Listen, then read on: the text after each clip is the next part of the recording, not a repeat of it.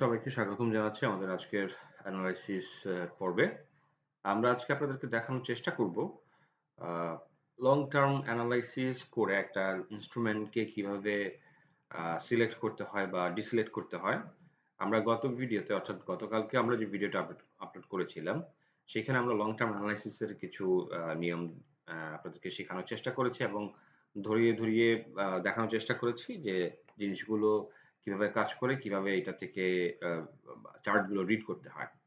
আমরা মার্কেটের ওভারঅল একটা ধারণা আ ওই আ লং টার্ম অ্যানালিসিস থেকে বের করেছি এবং বোঝার চেষ্টা করেছি। ঠিক একইভাবে আজকে আমরা দেখব যে লং টার্ম আ চার্ট দেখে কোন একটা ইন্সট্রুমেন্ট সিলেক্ট করলে আ সেই ইন্সট্রুমেন্ট গুলো আপনার আ ভবিষ্যতের জন্য কেমন হতে পারে, আপনার ট্রেডিং বা অথবা ইনভেস্টমেন্ট স্ট্র্যাটেজি কেমন হওয়া উচিত সেগুলো নিয়ে আজকে একটু ছোটখাটো ডিসকাশন করব। আপনারা সর্ব আ আ স্ক্রিনে যে ইন্সট্রুমেন্টটা দেখতে পাচ্ছেন এটা হচ্ছে সিপার। সিপার্ল এর আমরা উইকলি চার্ট নিয়ে আসছি এবং এটার শুরু থেকে অর্থাৎ ২০১৯ সালে যখন আইপিও এর মাধ্যমে আসে, তারপর থেকে নিয়ে এখন পর্যন্ত সমস্ত ডাটাটাই এখানে চার্টে দেখা যাচ্ছে। আমরা দেখতে পাচ্ছি যে এটার হাইয়েস্ট ভ্যালু ছিল ৳৩২৮ এবং লোয়েস্ট ভ্যালু হচ্ছে ৳১৭.৬০। তো যাই হোক ৳৩২৮ থেকে শেয়ারের প্রাইস ফল করে এখন ৳৯৫ আছে এবং আমরা দেখতে পাচ্ছি যে ৳১০০ থেকে আ ৮০, ৮২, ৳৮৪ পর্যন্ত যদি আমরা কাউন্ট করি তাহলে দেখব যে ২৪ সালের পুরোটা সময়ই এটা একটা কনসলিডেশন হচ্ছে এবং সাইডওয়ে তে চলতেছে। which is good যে একটা আ যে বলা হয় যে কনসলিডেশন বা সাইডওয়ে তে যখন চলে একটা স্টক তখন এটার নতুন accumulation শুরু হয় এবং নতুন করে একটা সাপোর্ট জোন ক্রিয়েট করে এবং ওইখান থেকে ফার্দার হয়তোবা বুলিশ মোমেন্টাম পেয়ে সেটার আবার প্রাইস গেইন করবে। নরমালি আমরা এমনটাই দেখে আসছি এবং টেকনিক্যালি সেটাই আ দেখা যায় বা বোঝা যায়। তো আমরা বোঝার সুবিধার্থে আমরা এখন একটা জিনিস দেখব যে ওভারঅল ট্রেন্ড লাইন যেটা আমরা গতকালকে দেখেছি, ট্রেন্ড লাইন সাপোর্টটা আছে কিনা? ট্রেন্ড লাইন সাপোর্টটা যদি থাকে তাহলে আমরা ধরে নিব যে আ শেয়ারের বুলিশ মোমেন্টাম হয়তোবা খুব শীঘ্রই পেতে পারে। তো আমরা এইখানে এই জায়গাটাতে একটা বটম পেয়েছি এবং এই জায়গায় আরেকটা বটম পেয়েছি। সো আমরা এখানে এটা কানেক্ট করলাম এবং দেখার চেষ্টা করলাম যে এটা ওভারঅল আপ ট্রেন্ড আছে কিনা। আমরা দেখতে পাচ্ছি যে এই বটম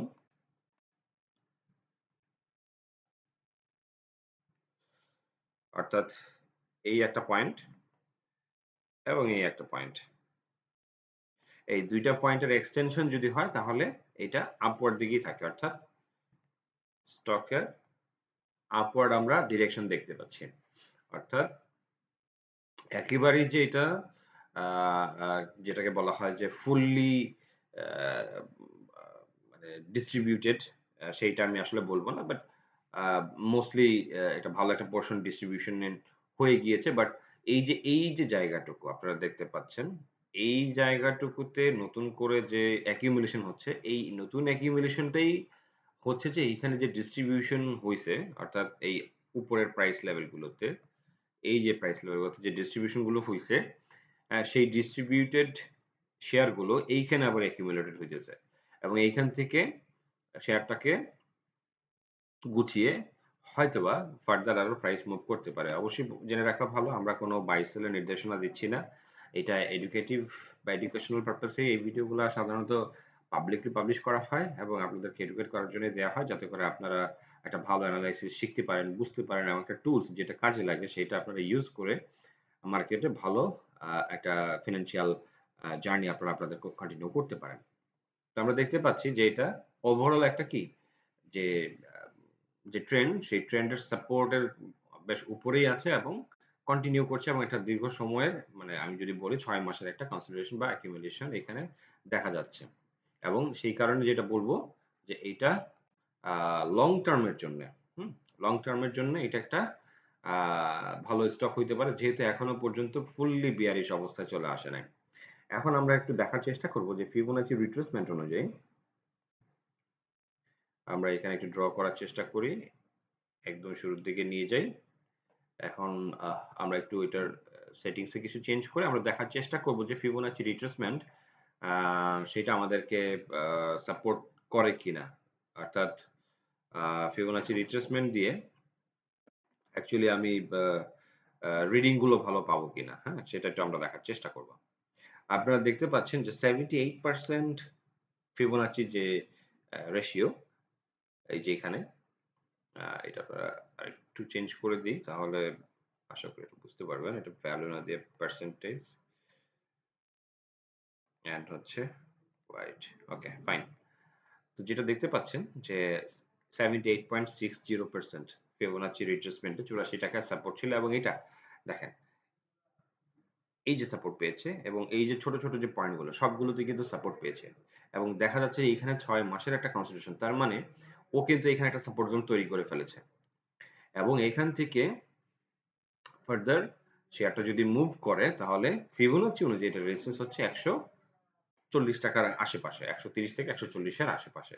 এবং আম, আপনারা যদি দেখেন যে এই ফিবোনাচি রিট্রেসমেন্ট অনুযায়ী আমরা যদি এটা রিট্রেস ইয়াগুলো দেখি, মুভমেন্ট গুলো বা ওয়েভ গুলো যদি দেখি, দেখেন এইখানে রেজিস্ট্যান্স 23%, এই যে প্রথম ক্যান্ডেলটা, তারপরে এটা আর এটা ব্রেক করতে পারে নাই, সেকেন্ড আবার এখানে রেজিস্ট্যান্স পেয়েছে, থার্ড 50% এই যে সাপোর্ট পেয়েছিল, আর 38% আবার রেজিস্ট্যান্স হিসেবে কাজ করছে। যখন 50% ব্রেক করেছে তখন 61%-এ থাকার চেষ্টা করছে, বাট আলটিমেটলি পারে নাই।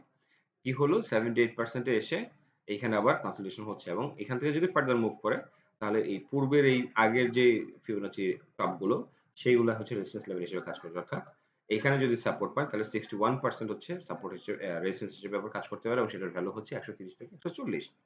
তো লং টার্মের এই যে যে চার্টগুলা, লং টার্মের চার্টগুলোতে যখন আপনারা দেখবেন যে খুব ভালো পরিমাণ কারেকশন হয়েছে, কিছুটা আপওয়ার্ড ধরে রাখছে, ফুললি ডিস্ট্রিবিউশন হয় নাই, যখন ফাইন্ড আউট করতে পারবেন, এবং একটা জায়গায় কনসোলিডেশন হচ্ছে, এই ধরনের চার্ট প্যাটার্ন যখন আপনি ফাইন্ড আউট করতে পারবেন, তখন আপনার উচিত, আমাদের এই যে এই ধরনের ভোলাটাইল মার্কেটগুলোতে উচিত হচ্ছে আপনার ইনভেস্টমেন্টে যাওয়া। উচিত হচ্ছে আপনার ওই ধরনের স্টকগুলোতে আপনার গ্র্যাজুয়ালি রেগুলার বেসিসে অথবা কন্টিনিউয়াসলি আপনার বাই পজিশনে যাওয়া বা ইনভেস্টমেন্টে যাওয়া। আমি বলছি না যে এটাতেই যান, আমি বলছি এটা ধরন বা এটা একটা স্ট্র্যাটেজি আপনার এমন হওয়া উচিত। বিকজ এই স্টকগুলো যখন আপনাকে মুভমেন্ট দিবে, আপনি তখন আসলে মূল ব্যবসাটা করতে পারবেন না। বাট আপনি যখন কন্টিনিউয়াসলি অল্প অল্প করে কিনে হোল্ড করবেন এবং ইনক্রিজ করবেন আপনার হোল্ডিংটা এবং পরিমাণটা, একটা পর্যায়ে যখন মুভমেন্টে আসবে তখন আপনি ভালো একটা গেইন পাবেন। আমরা এবারে একটু দেখার চেষ্টা করব আমাদের ম্যাকডি কি বলে। ম্যাকডিতে আমরা দেখতে পাচ্ছি যে ও অনেক আগেই কিন্তু আপনার ম্যাকডি ক্রস ওভার হয়েছে এই জায়গাটাতে, এবং এই যে হিস্টোগ্রাম সেটাও কিন্তু পজিটিভ। ফ্যাক্ট হচ্ছে এইখানে ম্যাকডি যে আপনি দেখতে পাচ্ছেন ভ্যালুগুলো 14 মাইনাস এবং 18 মাইনাস, এই ভ্যালুটা এখনো জিরোকে ক্রস করা বাকি। অর্থাৎ জিরোকে ক্রস করার আগ পর্যন্ত এইখানে আপনি সময় পাবেন এই ধরনের ম্যাকডি সিচুয়েশনে। তার মানে এখনই এটা 100, যে আমরা রেজিস্ট্যান্স দেখছিলাম 130 থেকে 40 টাকার যে রেঞ্জ, সেইখানে এখনই চলে যাবে না, বাট এটা টাইম নিলেও আস্তে আস্তে অল্প করে যাওয়ার একটা সুযোগ আছে। এবং এই যে যে অল্প করে যাওয়ার সুযোগ আছে, তখন আপনার মানে একটা স্ট্র্যাটেজি এরকম হতে পারে যে আপনি একটা ভালো পোর্শন এখানে ইনভেস্ট করলেন এই ধর এই টাইপের লং টার্মের স্টক গুলোতে, এবং সেইখানে আপনি বাই সেল করবেন চার্ট দেখে। যখন বাই আসবে বাই, যখন সেল আসবে সেল, এই বাই সেল গুলো করুন। তো অবশ্যই ফুল কোয়ান্টিটি না, ফরসে আপনি এখানে 5,000 কোয়ান্টিটি শেয়ার কিনেছেন, আপনি 1,000 দিয়ে এরকম বাই সেল করেন, এবং বাই সেল করে যে প্রফিটটা হবে সেই প্রফিটের অংশটা দিয়ে আপনি এক্সট্রা শেয়ার কিনবেন সবসময়। তাহলে যে জিনিসটা হবে যে আপনি 1,000 শেয়ার দিয়ে বাই সেল শুরু করলেন, আপনি 1,010টা কিনলেন। এভাবে করতে করতে আপনি মনে করেন এটা আগামী 2 থেকে 3 মাসের মধ্যে একটা ভালো প্রাইস হবে, 140-50 টাকা যাবে বা গেল। তো এই 2-3 মাসের মধ্যে আপনি এইভাবে বাই সেল করে যে জিনিসটা হবে যে আপনি হয়তোবা 200-500 শেয়ারের মতো এক্সট্রা কিনতে পারলেন, আপনার মূল শেয়ারের জায়গায় মূল শেয়ার রয়ে গেল, আপনি 200-500 শেয়ার বেশি রয়ে গেল। এই যে 200-500 শেয়ার যখন মুভমেন্টে যাবে শেয়ারটা, তখন এই 500 শেয়ারের আপনার পার শেয়ার যদি 20 টাকা 30 টাকা করে লাভ হয়, আপনার এক্সট্রা কিছু টাকা এখানে আর্ন হলো। আর ওইদিকে আপনি যে নেটিং করে বা নেটিং করে যে প্রফিটটা গেইন করলেন সেটাও আপনার কিন্তু প্রফিট হিসেবে থেকে গেল। আর ফাইনালি যখন রেজিস্ট্যান্সের কাছাকাছি আসলো, আপনি যদি দেখেন রেজিস্ট্যান্স ব্রেকআউট করতে না পারে, তখন ফাইনাল একটা এক্সিট নিয়ে আপনি ফুল প্রফিটটা বুক করে ফেললেন।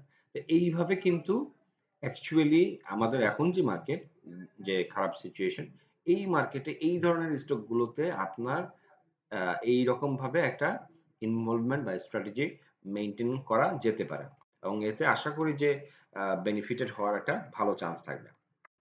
আমরা এবার আরো একটা স্টকে যাব, সেটা হচ্ছে Emerald oil. Long term chart দেখব এবং অ্যানালাইসিস করব, এবং সেই সঙ্গে আমরা যতক্ষণ যে স্ট্র্যাটেজির কথা আলোচনা করলাম সেই স্ট্র্যাটেজিতে সেটা করা যাবে কিনা সেটা একটু আমরা দেখার চেষ্টা করব। আমরা দেখতে পাচ্ছি যে এখানে বটম প্রাইস দুইটাই সেম, তো আমরা এখান থেকে ধরছি এবং এই বটমটাকে ধরে আমরা এই পর্যন্ত যদি যাই এবং এক্সটেন্ড করি, তাহলে আমরা দেখতে পাচ্ছি যে লং টার্ম চার্টে এমারাল্ড অয়েল একটা সাপোর্ট পাচ্ছে। আচ্ছা, আমরা এখানে মুভিং অ্যাভারেজটাকে অফ করে দিচ্ছি।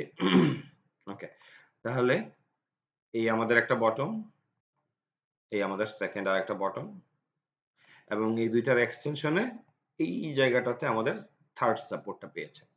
এবং একটা জিনিস মনে রাখবেন, লং টার্ম চার্টের যখন দুঃখিত, লং টার্ম চার্টে যখন সাপোর্ট পায় সেটা ভালো একটা বুলিশ সিগন্যাল জেনারেট করে, এবং লং টার্ম সাপোর্ট যখন সাপোর্ট ব্রেক করে তখন খুব স্ট্রং একটা বিয়ারিশ সিগন্যাল জেনারেট করে এবং এটা আরো বেশি ফল করে।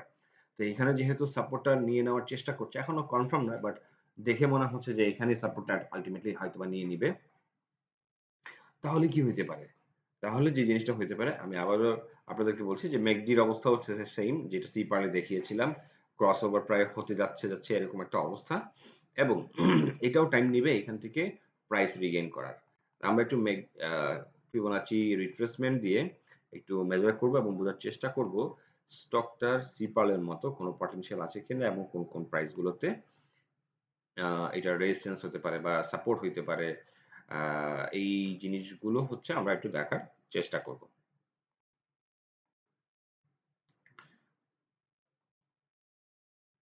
আচ্ছা, তাহলে আমরা দেখতে পাচ্ছি যে এইটাও কিন্তু 78, হ্যাঁ 78.60% কিন্তু এটা 48 টাকা হচ্ছে সাপোর্ট, যেটা ব্রেক করে ও ট্রেন্ড লাইনে যে সাপোর্ট নিচ্ছে। তো আশা করছি যে এটা যখন প্রাইসটা আরো বেশি কনসোলিডেশন হবে তখন কিন্তু ইন বিটুইনই সাপোর্টটা নিয়ে নিবে, এবং আলটিমেটলি এটা রেজিস্ট্যান্সটা হবে আপনার এই যে 61%, এই জোনটা আপনারা হয়তো দেখতে পাচ্ছেন যে ৮০ টাকা লেভেলের এটার একটা রেজিস্ট্যান্স জোন হবে। তার মানে এখন শেয়ারটা চলতেছে 40-42 টাকা, এটা রেজিস্ট্যান্স হচ্ছে ৮০ টাকার দিকে, তা অলমোস্ট কিন্তু ডাবল। তো এইখানে যে ডিস্ট্রিবিউশন গুলো হয়েছে বিভিন্ন ধাপে ধাপে, সেই ডিস্ট্রিবিউশনের অ্যাকিউমুলেশনটা এখানে আবার হচ্ছে, এবং আপনারা দেখেন ফিবোনাচি এই যে রেজিস্ট্যান্স ঠিকমতো কাজ করেছে, এখানে সাপোর্ট নেওয়ার চেষ্টা করেছিল, পারে নাই। এইখানে আবার সাপোর্ট নেওয়ার চেষ্টা করে, পারে নাই, এবং রেজিস্ট্যান্স হিসেবে এটা কাজ করেছে। এইখানে অনেকদিন সাপোর্ট লেভেল হিসেবে কাজ করেছে, বাট আলটিমেটলি ধরে রাখতে পারে নাই, পড়ে গিয়েছে, এবং এই রেজিস্ট্যান্স জোনগুলা ভ্যালিড ছিল। তাহলে আমরা দেখতে পাচ্ছি যে এমারাল্ড অয়েলেরও সেম সিচুয়েশন, অর্থাৎ লং টার্ম চার্টে কিন্তু আপনার পজিটিভিটি দেখার একটা চান্স আছে, এবং এই ধরনের স্টকগুলোতে আপনি যখন এইভাবে লং টার্ম সাপোর্ট পাবেন, long term bullish momentum gain করার একটা স্কোপ তৈরি হবে, অবশ্যই যে স্ট্র্যাটেজির কথা বললাম সেটা একটা ভালো অপশন হইতে পারে। আমরা এই পর্যায়ে আরো একটা স্টক দেখব, সেটা হচ্ছে ফরচুন শু। লং টার্ম চার্টে এইটার কি অবস্থা সেটাও আমরা একটু দেখব এবং বোঝার চেষ্টা করব যে সিমিলারিটিস আছে কিনা। একটা জিনিস মনে রাখবেন, এই স্টক মার্কেটে যা কিছু হয় এটা নতুন কোনো কিছু না, পুরনো জিনিস জাস্ট নতুন ভাবে এটা তৈরি হয়। সো আমরা বটম প্রাইস এটাই দেখতে পাচ্ছি, এবং আমরা এটা রিসেন্ট বটম যদি এটাই ধরি, অর্থাৎ ৩০ টাকা বা ২৬ টাকা, ২৯ টাকা বা ২৮ টাকা যেটাই হোক, এই ধরনের প্রাইস। তো আমরা এইটা এখনো পর্যন্ত ওরকম কিছু করে নাই, রিসেন্টলি সেকেন্ড বটমটা তৈরি করেছে।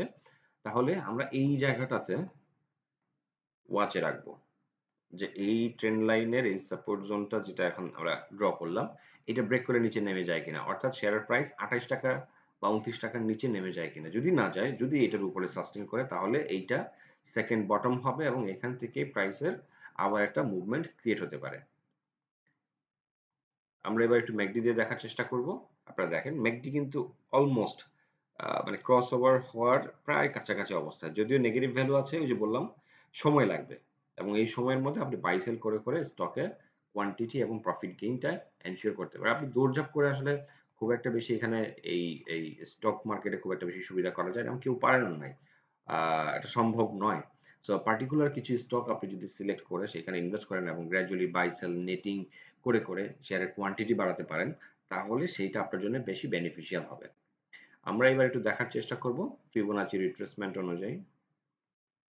তাহলে দেখতে পাচ্ছি ফিবোনাচি রিট্রেসমেন্ট অনুযায়ী 78% যে সাপোর্ট জোন ছিল সেটাও ব্রেক করে সে পড়ে গিয়েছে। তাহলে এর রেজিস্ট্যান্স লেভেল এবার যেটা হবে যে 44 থেকে 45 টাকা। অর্থাৎ এখন শেয়ারটা চলছে 30 টাকার দিকে, 44 থেকে 45 টাকার দিকে যদি শেয়ার, তাহলে 50% গেইন। এবং এটা যদি আরো বেশি গেইন করে সেই ক্ষেত্রে 61.8% এ আপনার 65 টাকা, যেটা এখানে যে রেজিস্ট্যান্স লেভেলটাকে টাচ করে পড়ে গেছে এটা দেখাচ্ছে। তার মানে আপনি আলটিমেটলি এই দুইটা রেজিস্ট্যান্স জোনকে টার্গেট করে শেয়ারের position, buy sell strategy, netting, এই জিনিসগুলোকে চিন্তা করতে পারেন। আমরা এতক্ষণ দেখলাম যে লং টার্ম ইনভেস্টমেন্টে যে সমস্ত স্টকগুলোতে গেলে পরে আপনার জন্য ভালো হইতে পারে, বেটার হইতে পারে, সেই ধরনের স্টকগুলোর একটা তুলনামূলক কম্প্যারিজন এবং অ্যানালাইসিস দেখানোর চেষ্টা করলাম। লং টার্মে স্টকের অবস্থা ভালো বা খারাপ সেটা বিবেচনায় আপনি ইনভেস্টমেন্টে যেয়ে 6 মাস 1 বছরের জন্য এটাতে বাই সেল করে একটা ওয়েতে যেতে থাকবেন। যখন মোমেন্টাম আসবে, যখন মুভ করা শুরু করবে, তখন আপনার একটা ভালো গেইন হয়ে যাবে। এই মার্কেট আসলে শিওর শট বলে আমি আসলে ব্যক্তিগতভাবে ওইগুলো খুব একটা বিশ্বাস করি না। যেহেতু রিউমার বেসড মার্কেট, অনেকেই অনেক রিউমারের উপরে বেস করে ইনভেস্টমেন্ট করেন এবং লাভ লস দুইটাই করেন। সেটাকে উৎসাহিত করা হয় না, এবং সেটা উচিতও নয়। যেই জিনিসটা আমি আপনাদেরকে বলব যে আপনারা আপনাদের মতো করে এনালাইসিস করেন। যত এনালাইসিস করবেন আপনার তত এই ব্যাপারে নলেজ বৃদ্ধি পাবে, এবং নলেজ ইজ পাওয়ার, সেটা আপনারা সবাই জানেন। এবং সেই পাওয়ারটাকে ইউজ করে আপনি আপনার ব্যক্তিগত জীবনে, ব্যক্তিগত ফিনান্সিয়াল জার্নিতে, আপনার পার্সোনাল ফিনান্সিয়াল জার্নিতে ভালো ইমপ্যাক্ট ফেলবে, এবং আপনার একটা হেলদি ফিনান্সিয়াল স্ট্যাবিলিটি অথবা সক্ষমতা তৈরি হবে আশা করা যায়। তো আপনারা লং টার্মের অ্যানালাইসিস গুলো করবেন, দেখবেন যেহেতু মার্কেটের অবস্থা আপনারা দেখছেন অনেকদিন থেকে একটু খারাপ অবস্থা আছে, বাট এই খারাপের মধ্যেও আলটিমেটলি কিন্তু ভালো জিনিসগুলা হইতে শুরু করবে। মানে ভালোর মধ্যে লুকিয়ে আছে খারাপ অবস্থা। অর্থাৎ মার্কেট যখন খুব ভালো হবে তখন ধরে নিবেন কোনো না কোনো একটা পর্যায়ে যে মার্কেট কারেকশনে যাবে। আবার যখন মার্কেট খুব খারাপ, যেটা এখন চলতেছে, তখন ধরে নিবেন ভালো যে সময়টা খুব তাড়াতাড়ি চলে আসছে। কোনো কিছুই ফরএভার আসলে স্টে করে না। খারাপ সিচুয়েশন আস্তে আস্তে কমতে থাকে, ভালো সিচুয়েশন আস্তে আস্তে কমতে থাকে। তো আমাদের যেহেতু মার্কেটে কারেকশন চলতেছে, এই কারেকশনের টাইমটা প্রায় শেষের দিকে। এখানে প্যানিক করে দুশ্চিন্তাগ্রস্ত হয়ে আপনি আসলে খুব বেশি বেনিফিটেড হইতে পারবেন না। যে জিনিসটা হবে, স্ট্রং মেন্টালিটি নিয়ে একটা ওয়েল অর্গানাইজড প্ল্যানিং নিয়ে আপনি এগিয়ে যান, এবং আপনার যেই ইকুইটিটুকু অবশিষ্ট আছে সেইটাকে ধরে রাখার চেষ্টা করেন, এবং সেইটুকুতে যতটুকু পারা যায় অল্প অল্প করে শ্রম, মেধা এগুলো দিয়ে আপনি আস্তে আস্তে পোর্টফোলিওর যে ইকুইটি ইরোশন হয়েছে সেটা আস্তে আস্তে রিকভার করার চেষ্টা করেন। এবং আপনি বিশ্বাস করেন আর না করেন, যারা এই এমনটা করেছে, সেটা আমাদের দেশে হোক আমাদের দেশের বাইরে হোক, তারা সফল হয়েছেই। ইভেন আমি এমনও একজন ব্যক্তিকে চিনি ব্যক্তিগতভাবে, যিনি কিনা এই মার্কেটে অনলি মানে ৬৫,০০০ টাকা ইকুইটি